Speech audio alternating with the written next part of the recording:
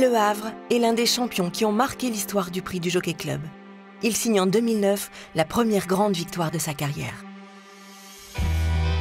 Le Kipco Prix du Jockey Club est une course légendaire. Le sacre d'un champion de 3 ans sur la piste mythique de Chantilly. Un cheval qui marquera sûrement l'élevage de demain. Cette course incontournable, c'est un peu la victoire en héritage. L'histoire de Le Havre, grand champion aujourd'hui étalon en Normandie, c'est d'abord la belle histoire d'un propriétaire et d'un entraîneur qui ont su déceler son exceptionnel potentiel de vainqueur. J'étais aux ventes et il y a un cheval qui m'avait tapé dans l'œil, un cheval qui ne suscitait pas forcément l'enthousiasme, mais ce cheval dégageait quelque chose. Je retiens surtout une robe magnifique, une tête et un œil. Il avait séduit Jean-Claude Rouget, il m'a séduit. Je crois qu'on a eu bien raison ce jour-là. J'ai vraiment dégusté chaque seconde de cette course. Quand Christophe Lemaire s'est levé après le poteau d'arrivée dans ce ciel de plomb, ce ciel d'orage, je dois dire que ça a été une émotion particulière. Le Havre gagne en 2009 la casaque de Gérard Augustin Normand.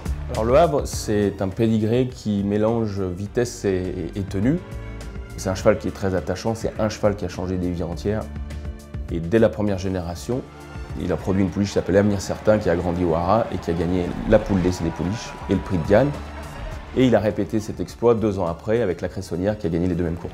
La Cressonnière pour un nouveau doublé, poule d'essai des pouliches, prix de Diane, un nouveau succès pour Jean-Claude Rouget. D'avoir été un très bon cheval de course, il n'y avait pas de doute, mais après de devenir un étalon de ce niveau-là, c'est extraordinaire.